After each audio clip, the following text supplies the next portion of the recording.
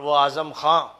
جو ایک بڑے قداور لیڈر رہے جنہوں نے ایک عظیم الشان یونیورسٹی قائم کی، اب ان کو بستر پہ لیٹے ہوئے بیماری کی حالت میں دیکھیے کہ کوئی پوچھتا نہیں۔ اب صورتحال یہ ان کی نظر آ رہی ہے، ان کے ساتھ جو ظلم کیا ہے۔ حیدرآباد سے اگر اویسی آ جائیں تو انہی کو قائد مان لیجئے، پھر آپ کے پاس اگر قائد نہیں ہے تو آپ اپنی ملت کے قائد کو تسلیم کر لیجئے۔ اور یہ کہنا کہ وہ ووٹ کاٹتے ہیں، یہ ایسے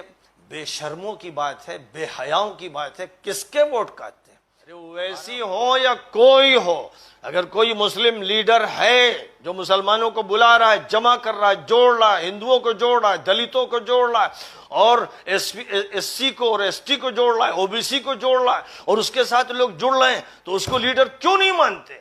میری بار بار درخواست ہے، اب اس وقت مولانا ارشد مدنی امیر الہند منتخب کیے گئے ہیں۔ اگر اس لفظ کے کوئی معنی ہے، اگر یہ لفظ قرآن کی اصطلاح کے طور پر، حدیث کی اصطلاح کے طور پر شمار کیا جا رہا ہے، اور اگر شریعت سے کوئی نسبت ہے، تو مولانا کی ذمہ داری ہے کہ وہ ہر میدان میں امت کی رہنمائی کرے، اور یہ رہنمائی قول سے نہ ہو، عمل سے ہو۔ جس طرح مولانا ابو المحاسن سجاد رحمۃ اللہ علیہ نے سیاسی پارٹی بنائی تھی اور ملکی سطح پر پھر اس کو لے کر آگے بڑھنا چاہیے تھا، اور جمعیت نے بھی ایک فیصلہ کیا تھا ایک موقع پر، اس کے بعد اس فیصلے سے ہٹنا اور وڈرا کرنا یہ کسی طرح جائز نہیں تھا۔ اور ضرورت ہے کہ اب اس وقت جو صورتحال یو پی کی ہے اور پھر پورے ملک کی بننے والی ہے 2022 میں اور پھر 2024 میں، اگر اس موقع پر جو قائدانہ کردار ادا کرنا ہے، جو سیاسی رہنمائی کرنی ہے، جو سیاسی عمل کرنا ہے، اور ملک کو جس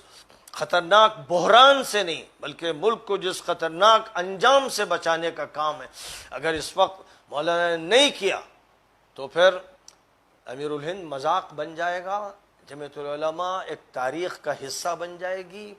اور عوام علماء سے بالکل کٹ جائیں گے،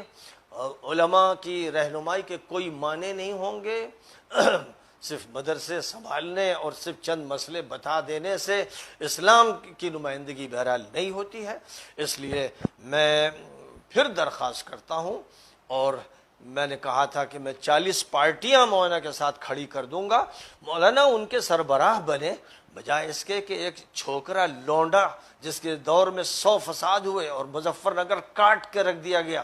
اگر اس کے سامنے جھک کر اس کو اپنا اور مسلمانوں کا لیڈر بنانے کی بات ہے، خدا کی قسم یہ سیاسی شرک ہے، اور اتنی بھونڈی غلطی ہوگی جس پر اللہ کا غضب بھڑک جائے گا،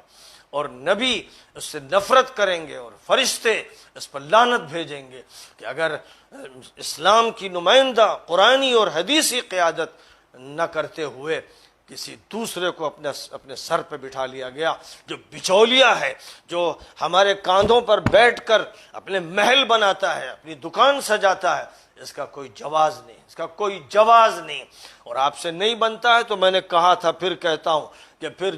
حیدرآباد سے اگر اویسی آ جائیں تو انہی کو قائد مان لیجئے، پھر آپ کے پاس اگر قائد نہیں ہے تو آپ اپنی ملت کے قائد کو تسلیم کر لیجئے۔ اور یہ کہنا کہ وہ ووٹ کاٹتے ہیں، یہ ایسے بے شرموں کی بات ہے، بے حیاؤں کی بات ہے۔ کس کے ووٹ کاٹتے ہیں؟ ہمارا ووٹ ملت اسلامیہ جو 20-25% یو پی میں ہے، پورے ملک میں بھی تقریباً 20-25% کہیں کم اور کہیں بیش ہے، اس کا ووٹ کون کاٹتا ہے؟ اس کا ووٹ برادری واد پر یقین رکھنے والے لٹیرے کاٹتے ہیں۔ اس ملت کا ووٹ کون کاٹتا ہے؟ وہ کاٹتے ہیں کہ جو کروڑوں روپیہ تو ٹکٹ دینے کے لیے لیتے ہیں، اور اس کے بعد پھر مسلمانوں کو ایسا ذلیل کرتے ہیں، ایسا ذلیل کرتے ہیں۔ اگر آپ کو اپنی ذلت کی تصویر دیکھنا ہے تو وہ جو بھشتی بنا ہوا تھا بی ایس پی کا، اس کو جس طرح دردرایا گیا، دھتکارا گیا، وہ نسیم کہاں گیا جو خدمت کرتا رہا بھشتی کی طرح، کیا حیثیت ہوئی اس کی؟ اور وہ اعظم خان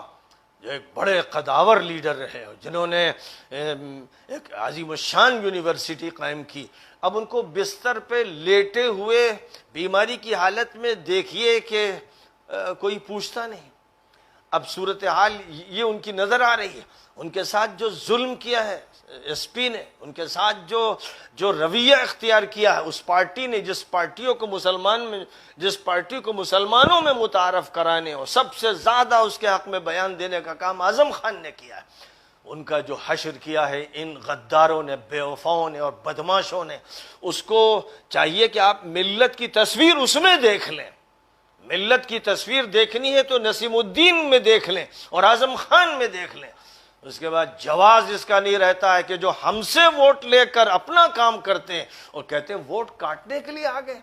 ارے ویسی ہو یا کوئی ہو، اگر کوئی مسلم لیڈر ہے جو مسلمانوں کو بلا رہا ہے، جمع کر رہا ہے، جوڑ رہا ہے، ہندوؤں کو جوڑ رہا ہے، دلتوں کو جوڑ رہا ہے، اور ایس سی کو اور ایس ٹی کو جوڑ رہا ہے، او بی سی کو جوڑ رہا ہے، اور اس کے ساتھ لوگ جڑ رہے ہیں، تو اس کو لیڈر کیوں نہیں مانتے؟ یہ دوغلاپن کیوں ہے؟ یہ اللہ سے لڑائی، اسلام سے لڑائی، نبی سے لڑائی، فرشتوں سے لڑائی کیوں ہے؟ یہ لعنت ہے کانگریس کا ساتھ دینے کی۔ اس لعنت سے نکلنا پڑے گا ورنہ قوم اٹھا کے پھینک دے گی۔ اس لیے سن لیں، لوگ صاف سن لیں، تبصرہ کرنے والے تبصرہ کرتے رہیں، یہ بھی ان پر بھی مار پڑنی ہے جو بدبداتے ہیں اور کچھ نہ کچھ تبصرے چھانٹتے ہیں، منفی باتیں کرتے ہیں۔ یہ مجرم جن کے دل سیاہ ہیں، یہ قرآن کی بات سننے کے لیے تیار نہیں۔ اس لیے میرا یہ کہنا ہے کہ جو یہ کہتے ہیں کہ ووٹ کاٹنے آ گئے حیدرآباد سے، وہ کس کے ووٹ کاٹ رہے ہیں؟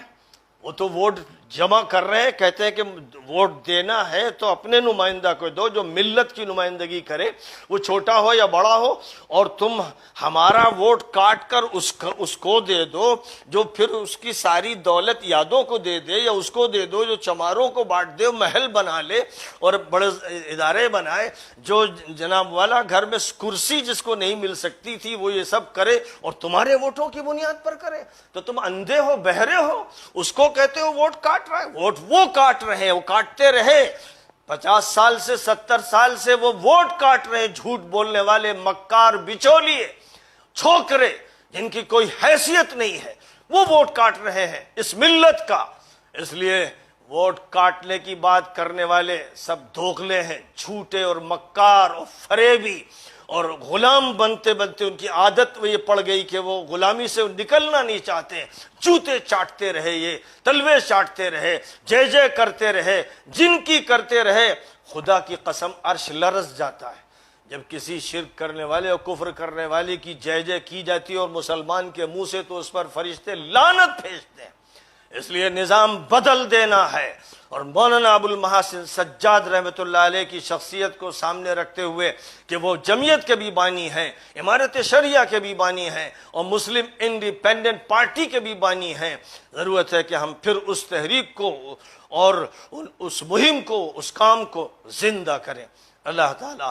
ہم پر رحم فرمائے، ہمیں بصیرت عطا فرمائے اور صحیح فیصلہ کرنے کی صلاحیت عطا فرمائے۔ وآخر دعوانا ان الحمد للہ رب العالمین۔